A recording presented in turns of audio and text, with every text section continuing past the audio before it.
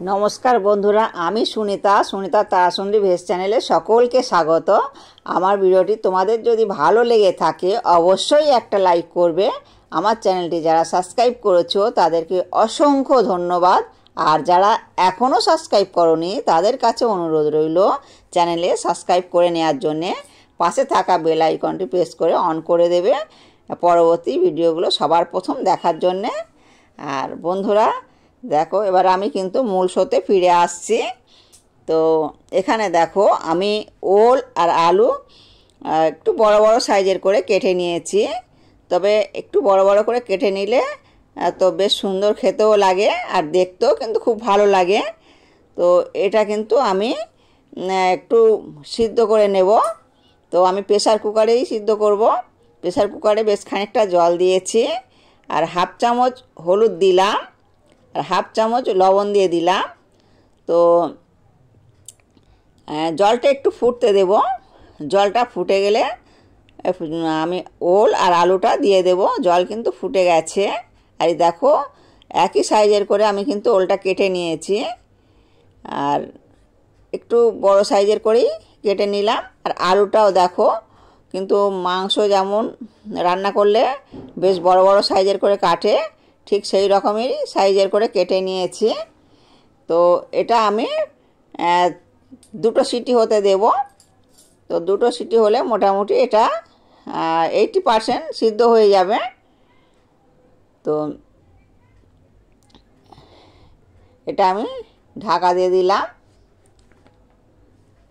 আর দুটো সিটি হয়ে গেছে। এবারে কিন্তু আমি জলটা ঝরিয়ে নেব। তো আশা করি সবার বাড়িতে এরকম ছিদ্রযুক্ত একটা গামলা থেকেই থাকে। তো এর মধ্যে কিন্তু আমি বেশ খানিকক্ষণ রেখে দেব, জলটা সম্পূর্ণভাবে ঝরিয়ে নেব। আর এই দেখো ওলটাও কিন্তু বেশ ভালো রকম সিদ্ধ হয়ে গেছে, আলুটাও সিদ্ধ হয়ে গেছে। তো এটা আমি খানিকক্ষণ পাশে রেখে দেব। রেখে দিয়ে এবার আমি মশলাটা করে নেব। তা চন্দনে দিলাম 1 চামচ, 2 টুকরো আদা, 2টো বড় সাইজের কাঁচা লঙ্কা, সাদা সর্ষে 1 চামচ দিয়ে দিলাম। তো অল্প একটু জল দিয়ে এটা পেস্ট করে নেব।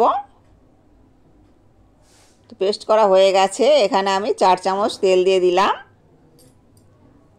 আর তেলের মধ্যে যে সমস্ত মশলাটা দেব, এখানে 2টো তেজপাতা, 2টো শুকনো লঙ্কা, 2 টুকরো ডালচিনি, 2টো এলাচ, 2টো লবঙ্গ আর কালো জিরে অল্প একটু দিয়ে দিলাম।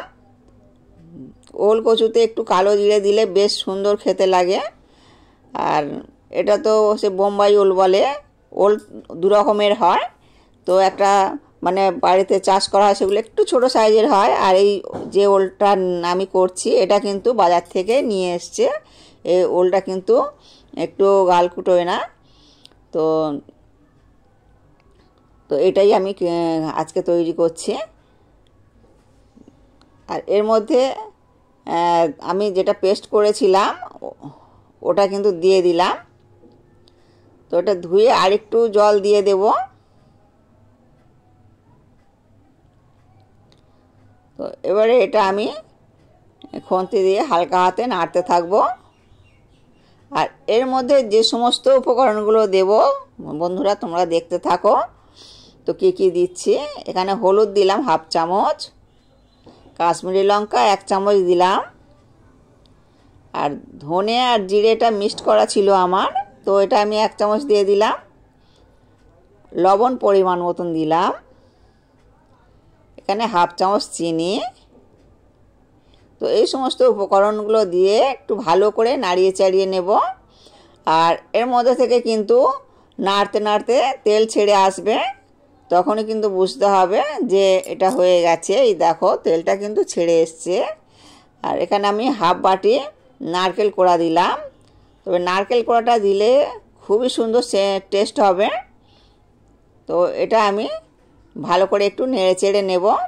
আর এর মধ্যে যে জলটা দেব সেটা কিন্তু ফোটানো জলই দিতে হবে বন্ধুরা।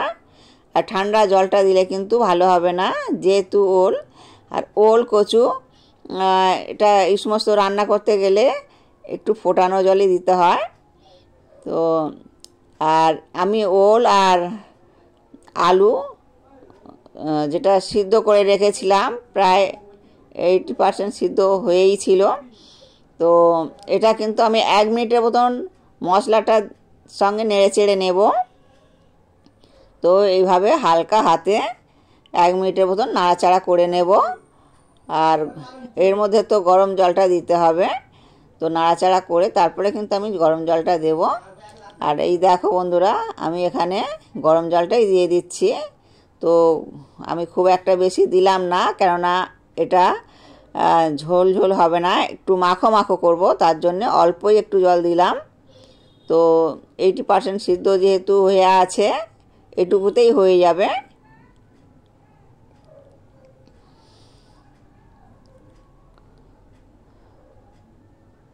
তো এটা এবার একটু ঢাকা চাপা দিয়ে দিলাম। তো 1 মিনিট পর এটা আমি তুলে নিলাম। তো এবারে কিন্তু এর মধ্যে হাফ চামচ ঘি দেব আর হাফ চামচ গরম মশলা। ওল আলুর তরকারি যদি এইভাবে বানানো যায়, মাছ মাংসের কথা ভুলেই যাবেন বন্ধুরা। তো বাড়িতে একবার হলেও কিন্তু ট্রাই করে দেখবেন, খুবই ভালো হয়। তো 1 থালা ভাত কিন্তু অনায়াসে উঠে যাবে এই ওল তরকারি বা ডালনা দিয়ে। তো অনেকে ডালনা বলে, আবার অনেকে আবার তরকারি। তো এই তরকারিটা ভীষণ ভীষণ সুন্দর খেতে হয়। তো এবারে কিন্তু আমি উঠিয়ে নেব।